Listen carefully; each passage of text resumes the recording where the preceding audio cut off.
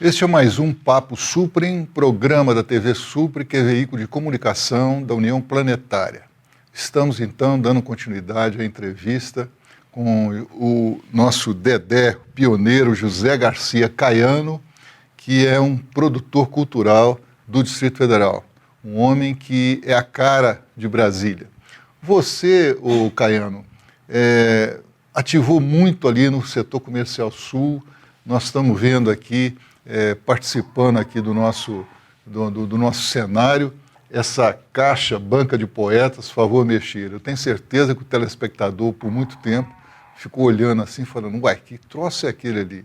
Como é que é esse negócio da Banca de Poetas, o Caiano? Então, você falou nesse baú, nesse troço, a intenção é exatamente essa, né? Assim, esse baú foi feito de saco de cimento, papel reutilizado, né? Uma linguagem que parece muito aquele equipamento que se usa nos navios, que é um baú com a resistência mesmo para poder se deslocar. Então, essa é uma estrutura cenográfica da Banca de Poetas que teve início lá no setor comercial sul no ano de 2001. Né? Na galeria do Banco Regional de Brasília. Vamos falar aqui, onde começou o endereço exatamente esse. A nossa relação com o setor comercial sul se deu com a instalação e o primeiro evento feito em prol da leitura, do incentivo à leitura, que foi a criação da Banca de Poetas, no ano de 2001. 9 semanas nós permanecemos ali, fazendo com que as pessoas se aproximassem, mas tivesse a oportunidade, o acesso nessa linguagem que muitas vezes é muito mais inacessível do que as outras, a literatura. Interessante é que diziam na época que Brasília é uma cidade sem esquina, Brasília é uma cidade fria, e eu vejo que movimentos como o seu é que humanizaram a nossa cidade. Eu costumo dizer que alguns pontos eram típicos da humanização de Brasília, como a Feira do Artesanato, como a cidade satélites, primeiramente, feira de artesanato lá da Torre TV, o próprio setor comercial sul, os clubes, né, os clubes de Brasília e tudo, humanizavam a cidade que a gente estava construindo, aqui nesse Cerradão. Dos poetas de então, você já citou o Antônio Garcia Muralha, pessoas que participaram ativamente desse trabalho seu. Você tem algum assim que você se lembra e como é que é isso? Ilon, na verdade, quando se fala em Banca de Poetas, nós pensamos imediatamente no outro, né? A Banca de Poetas foi encabeçada por mim, por Chico Nogueira, um poeta, músico. Chico Nogueira, violeiro, importantíssimo na cidade, Paulo Avelino, Jairo Mozart. Paulo Avelino. Mozart? O Jairo Mozart esteve conosco, o Jairo Mozart também esteve conosco em outras edições da Banca de Poetas, mas a Banca de Poetas ela prima exatamente por ser um ambiente construído por mais de uma pessoa. É Banca de Poetas, né? Mas é Banca de Poetas, onde você pode encontrar obras de sua autoria, ou então em exposição obras de outros parceiros também. São vários, em Brasília tem hoje, felizmente, muitos poetas, muitos parceiros falando e humanizando a cidade da maneira que você vem falando. E essas pessoas usam exatamente esse espaço, a feira, os bares, né, que sempre tiveram importância muito grande nessa construção dessa humanização de Brasília. O bar somava-se à falta de esquina para poder solucionar determinadas coisas, a exemplo do que houve com a Galeria Cabeças, que invadiu o gramado, ou seja, ocupou o gramado e humanizou a cidade, usando a arte como ferramenta, né? Perfeito. A literatura lá em Taguatinga nós tínhamos o Bar do Careca. Aqui em Brasília, o Beirute também se destacou, né? E há outros pontos assim que os poetas se encontravam. Você se lembra de algum deles, assim, numa rememoração? Rapaz, o Beirute é um espaço importante dentro de Brasília, mas eu prefiro, então, dar a importância que o Careca, por conta do que a gente estava conversando, porque o Careca, na verdade, é o seguinte: durante a história dessa criação dessa cidade, que é o Distrito Federal, a cidade satélite tem um papel importante em tudo isso. Perfeito. Então, o Gama é uma cidade que sempre abriu espaço, ou seja, o espaço foi aberto, foi humanizado pelo trabalho artístico da cidade, se tornou conhecido e referência. Itaguatinga também. E Itaguatinga, então, assim, um grande espaço, um espaço que realmente entrou para a história, para a memória de Itaguatinga, é o Bar do Careca. Perfeito. Né? Que teve fora de Brasília, ficou morando em Rondônia durante 10 anos e ninguém conseguiu substituir o espaço dele, porque aquele espaço ele não é apenas um comércio, ele não é apenas um bar, ele é um grande ponto de encontros, né? Mas também temos no Planaltina, também outro espaço ligado à feira, poetas como Donizete Pitalurg, Preto Rezende, e também a Galeria Van Gogh, lá em Sobradinho, onde nós já tivemos a oportunidade também de ocupar espaços já nos anos 90, abrindo aquela galeria que já foi aberta pelos artistas e fechada várias vezes, mas são pontos em que os poetas sempre tiveram ocupando, né, e falando. E os bares de Brasília, além do Beirute Velho de Guerra, os bares sempre foram palcos desses recitadores. A nossa turma, eu digo, aquele povo que estava mais próximo do que a gente fazia, eram os poetas da oralidade. A gente usava a poesia como forma de comunicação oral. E é muito bom você poder ouvir o público atento, dando a importância que tem a poesia, assim como a música, no mesmo nível, né? Perfeito. É bom. Você disse que lá no Goiás você começou a despertar essa veia sua cultural, lendo cordel. Nós temos aqui no Distrito Federal, especialmente na Ceilândia, lá para o lado de Taguatinga, muitos nordestinos. Como é que você viu aí nessa busca de parceiros culturais e tudo, o papel do nordestino? Que parece que o nordestino teve uma importância, me parece, que teve uma importância muito grande com relação a essa humanização, porque o nordestino me parece também, pelas experiências que eu tenho, que ele é assim, parece que gosta mais de gente, né? Fica assim mais à vontade quando se reúne com as pessoas e logo brinca e tal. Parece que é uma expressão do próprio nordestino, um jeitão de ser, né?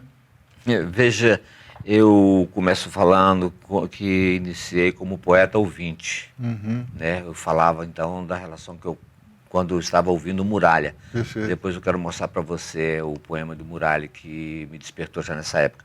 Mas então, como ouvinte, ainda criança, eu ouvi pela primeira vez a interpretação de um cordel, já por um homem vindo do Nordeste, também em busca, né, de uma história, aqui no Sul, maravilha, né? E então foi o primeiro contato oral, né, auditivo com a poesia, e isso mudou completamente. Assim, não é que tenha mudado, na verdade, estabeleceu um caminho para a minha carreira artística, né?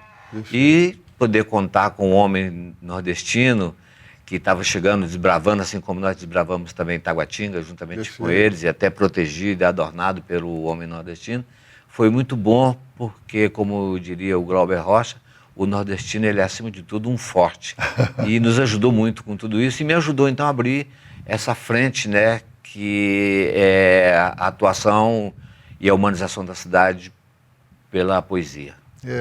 Eu fiquei assim muito encantado na época pelas escolas também, lá em Taguatinga especialmente, o SEMAB, o JIT, a EIT e tal, eram assim locais em que cresciam os poetas, as pessoas que gostavam de cultura, e aí eu cito a questão da Faculta lá, da própria Facita, aqui no Plano Piloto, muitas atividades também, humanizando, como eu falei, o nosso Distrito Federal. Você quer falar agora sobre esse poema do Muralha? Eu acho que seria um momento muito importante para a gente fazer até uma homenagem a esse grande poeta, que era um poeta de todo o Distrito Federal, muito homenageado na Ceilândia, onde ele fez um poema maravilhoso, mas que tinha sua base em Taguatinga. Vamos lá, Antônio Garcia Muralha. Antônio Garcia Muralha, eu poderia abrir esse bloco, ou esse novo momento aqui, recitando um poema do Antônio Garcia Muralha, que vai dizer: o poder que eu cria de poesia, embora ainda creia, enfim, sou poeta, não se remete nunca à força de um atleta quando julga rei da força e nada cria. Foi assim que eu criei esse poema um dia, observando a paz de uma borboleta, sobrevoando tão fragilmente que minha caneta pesou em minhas mãos, fazendo o que queria. Lembrei-me Voltaire, filósofo francês, quando compreendi, enfim, mais uma vez, que posso divergir e discordar de tudo que disseres, que defenderei-te até a própria morte, para que tu diga tudo o que quiseres sobre a borboleta. Mas o Antônio Garcia Muralha, ele abre para nós esse link, essa possibilidade de retomar o assunto a partir da escola, da importância que a escola teve na vida de todos nós e a importância que a escola teve para a poesia. Isso. E a arte, né, de modo geral, dentro da escola também, que a escola sempre foi um grande espaço. É pena que nos dias de hoje, o acesso à escola e esse diálogo, ele está um tanto quanto mais distante.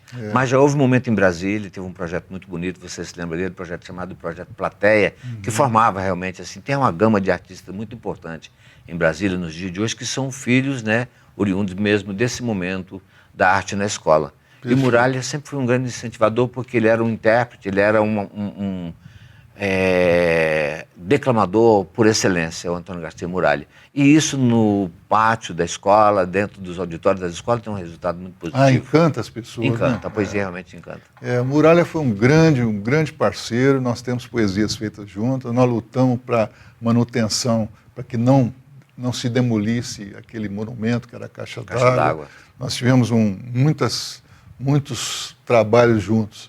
Ele, inclusive, fez um excelente trabalho mostrando que Taguatinga,